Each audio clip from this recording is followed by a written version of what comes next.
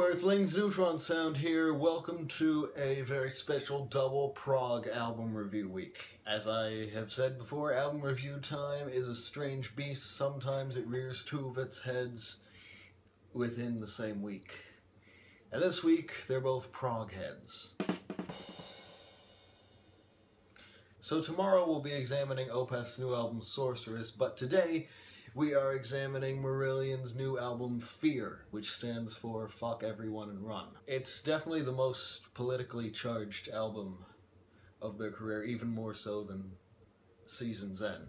Like their previous album, Sounds That Can't Be Made, which is my favorite. I should point out for the Fish lovers, Misplaced Childhood is my second favorite, but Sounds That Can't Be Made is just slightly better for me. As I said, like Sounds That Can't Be Made, Fear has three long, epic, over 10-minute songs. However, unlike the three epics on Sounds That Can't Be Made, these are divided into 4 or 5 sections each, which you could do with Gaza and Montreal from Sounds That Can't Be Made, but you couldn't really do it with The Sky Above the Rain. It's also their most strong concept album since Disc 1 of Happiness is the Road, or maybe possibly stronger, because that bunch of songs' essence was basically just about digging for the essence of stuff. But anyway, track 1 of Fear is Eldorado, and it's divided into 5 sections. The first one, Long Shadowed Sun, is unusually acoustic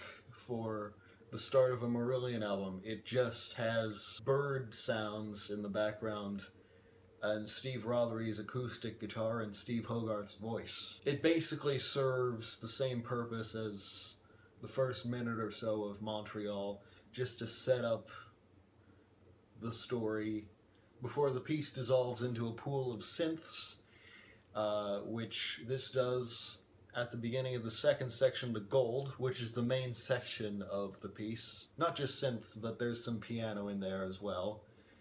In fact, the piano, I don't know whether it's played by H or by Mark Kelly, plays a repeating hook that is really the most memorable thing about this song. And like many Marillion pop songs, this section concludes with a guitar solo. But unlike their pop songs, it's part of a 17-minute piece, and this section, The Gold, dissolves into the next section, Demolished Lives, with some phaser on the guitar, and H reprises some of the lyrics from The Gold about uranium and polonium. And this basically serves as a sort of interlude between the two big pillars of the song, the first one being The Gold and the second one being Fear, almost the title track of the album if it were not part of a larger song. And it's got some really menacing Leslie effects on Steve's guitar, and more importantly, a really menacing reverb on H's voice as he sings about how fear is everywhere. I'm reminded of a quote I saw him say in some interview, how he asked the band, "Do all our long songs start off with me going and end with me going ah?" And this song is no exception. It really climaxes as he sings about how fear is everywhere and you can't see into my head and other dark things. It's a powerful climax. It's a bit like what the last 2 sections of Blind Curve from Misplaced Childhood were to the larger song. It's where the shit really hits the fan. It's the darkest hour. And then in the final section, The Grandchildren of Apes, the dust kind of settles from the climax of Fear. There is more than a hint of trepidation in H's voice, which is quite appropriate, as this is an album about fear. And then we get a shorter song with Living in Fear, and unsurprisingly, it's about how much of a waste of time it is to live in fear. Obviously, because it's a shorter song, the guitars, keys, and backing vocals all come in at the beginning. And it's your typical Marillion ballad. It talks about how even though we live in fear, we actively try to be open and welcoming in the hopes that fear will all go away, and one day it'll have to, because living in fear is exhausting.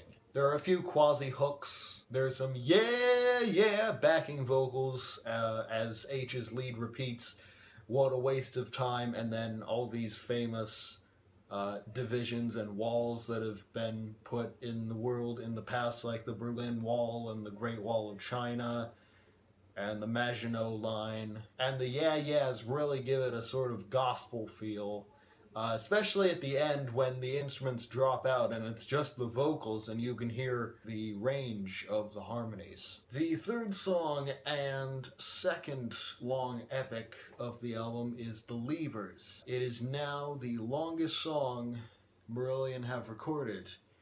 I believe even if you count some 20-minute piece they did with Doug Irvine on vocals, who was replaced by Fish. And certainly longer than Ocean Cloud, or Gaza, or Grendel, that notorious epic that they stopped playing not when Fish left, but when Mick Pointer, their original drummer, left, after only recording one album with them, Script for a Jester's Tear. But speaking of leaving, The Levers, like Eldorado, is in 5 sections, and it has a more strong lyrical concept of leavers and remainers, although apparently it was written before the Brexit vote. The first section, Wake Up in Music, opens with some sequenced synth patterns. It's got some nice drumming from Ian Mosley and some slap bass from Pete Travis sort of buried in the mix, but if you listen close, especially near the end, you can hear it, which really makes the piece groove. It might be called the prog version of Dark Necessities by the Red Hot Chili Peppers, but that might be a stretch, probably. The second section is a complete contrast to the first, describing the remainers. It's what I call one of those soliloquies, because it's just this little moment of starkness and softness musically. It's just the voice and the piano with some synths in the background. Vapor trails in the sky are represented by these phased, sort of chewy sounding synths in the third section. It sounds quite happier than the first two. It's got some tambourine, always a happy instrument. It's carried more by Steve Rothery's guitar than by Steve Hogarth's vocals, at least for the first part. Then there's another piano breakdown and some more sequenced synths, and it's a mostly instrumental section, even though there are lyrics at the beginning and end. The fourth section is called The Jumble of Days, and again it begins with just piano and voice, although there is some guitar and bass adding colors as well. And then suddenly a guitar solo bursts forth, and then we go back to the vocal piano thing, and then an even more passionate guitar solo bursts forth. I mean, Steve really wails on this one. That guitar solo is followed by a moment of silence, a pretty loud silence. And then the fifth section is One Tonight, driven by a piano ostinato, and H sings about coming together as one tonight, and the music swells as he continues singing, and then Steve Rothery plays another guitar solo to move the piece to its conclusion, with a few more lyrics from H. And then we get another shorter song with White Paper.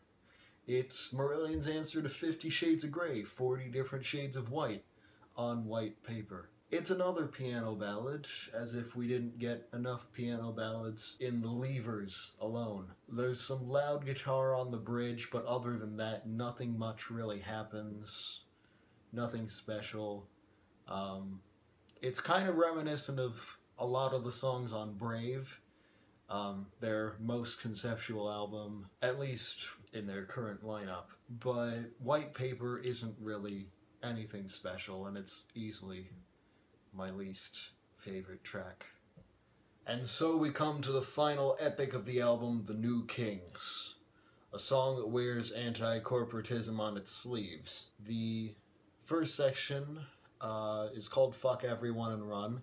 Could have been the title track if it weren't part of a longer song. It's got quite a haunting lyric when H says that we're too big to fail.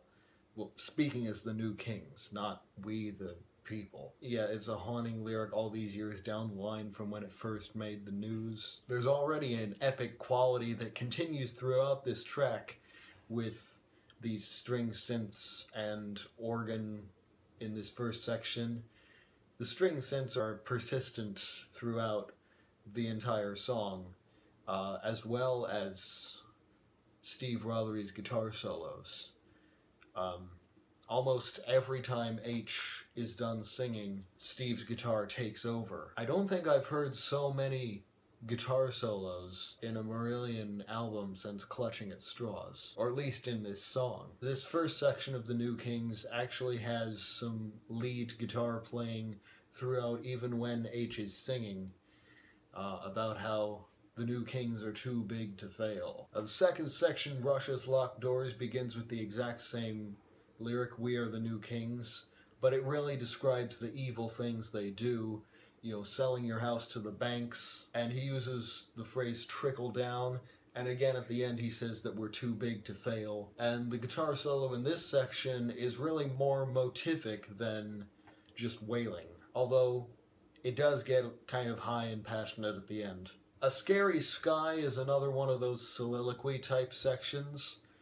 It's got a nice Beatles reference where H talks about how he saw a crash on the news today, oh boy. This sort of floaty section goes into the dystopian, rage-filled conclusion, "Why is nothing ever true?"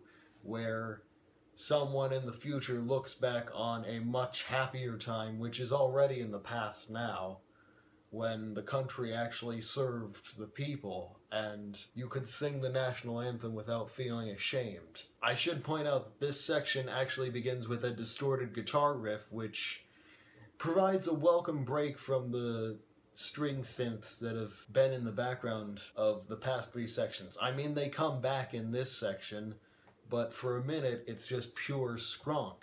And this section quotes a lyric from Russia's Locked Doors, "On your knees, peasant, you're living for the new king." Of course, after this there's one final guitar solo, which brings the song nicely to the end. But the album isn't over yet. There's still Tomorrow's New Country to deal with. This short song is basically just another coda to the Levers, and it quotes the last stanza of the Levers, but much softer and at a slower tempo, with some harpsichord-like thing in the background. You know, it's a nice outro for the album.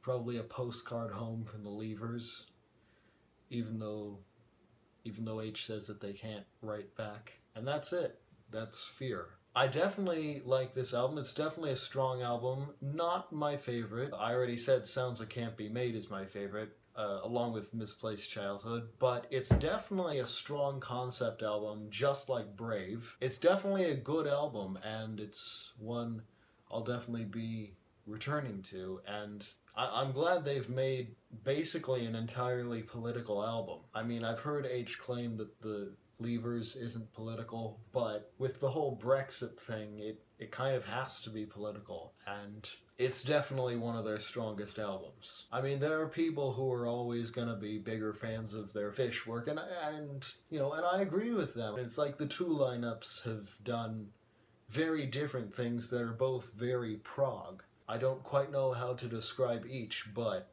they're definitely onto something with this record, Fear. And I hope it's something that a lot of people will pick up. Not just in the US and the UK, but anywhere it needs to be picked up. So, until album review time rears its head again, or two of them, or more, this is Neutron Sound signing off. Go forth and be awesome.